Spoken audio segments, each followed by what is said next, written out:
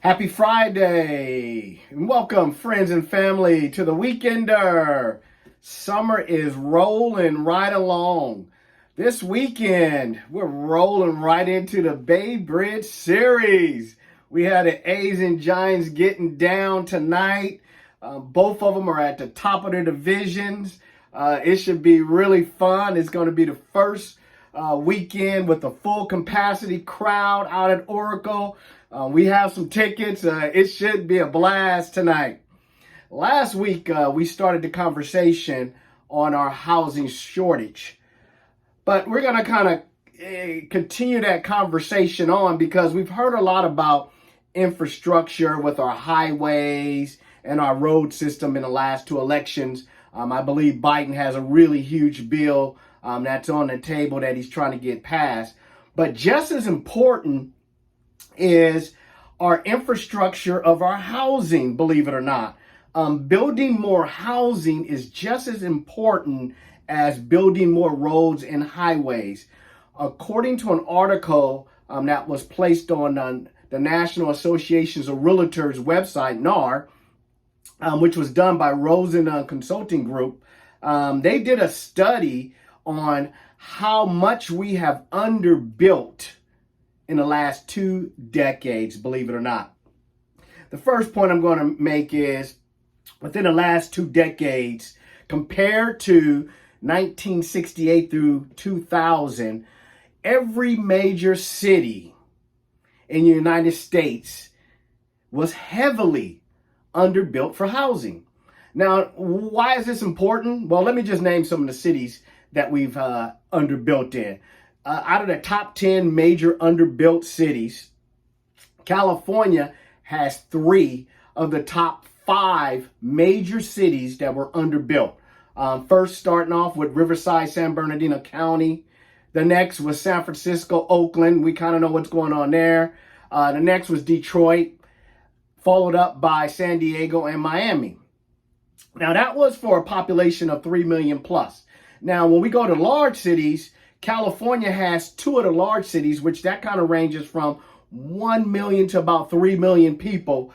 California has 2 at the present time. One which is San Jose and Santa Clara, and the other is the Sacramento, Roseville area. And then topping off the moderate cities, which is about 500,000 per capita to 1 million, we have 5 of the major top 10 in California. One is Modesto, the second is Lancaster, we have Stockton, Fresno, and then we have the Oxnard, Thousand Oaks area where we know Mr. Prez is residing at the moment. Why is this important? And why am I bringing up this topic? Well, it's because, we were talking, was it a bubble or was it just a shortage of housing? Well, obviously, we've had several studies. This study just came out in June. It was done prior to the pandemic, which actually has worsened our housing situation.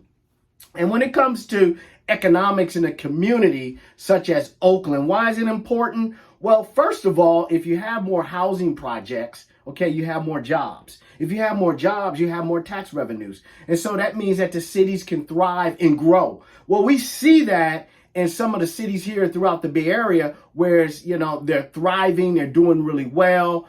You can look at areas like Fremont. They've added 2 BART stations in the last decade. In San Jose, they have a whole new rail system and so forth. Socially, how does this make a difference? Well, the inequities start right there. If you have new housing on your plate, you're going to probably have new roads. You're going to have new projects. Right now, the A's, they're having a huge problem with getting the stadium built. Well, a lot of people think it's just politics, but a lot of it is infrastructure, because you have to have the infrastructure down if you're going to do the Jack London Square project within where people can commute, where you can have a new rail system. And that's part of the whole process. So sometimes we just think, oh, well, the cities don't want to do this project. They don't want to do this project. But it's all tied into the infrastructure of the greater for each and every one of these cities. And lastly, when you look at areas like San Jose, where you have a new rail system, where you look at Santa Clara, where they built a new stadium and they're putting in new housing, they're creating more jobs, and those cities are thriving, this is what kind of one either starts a city or one brings a city down. So I just figured I'd bring that out. I thought it was a really good topic. It's a really great article. I highly recommend it. Again, the Weekender is just some thoughts out there. We're going to have a great weekend starting off with the Bay Bridge series this weekend. Hopefully you guys are tuning in to the Weekender. You know where you can always reach me at, area code 510-220-7155. Go A's!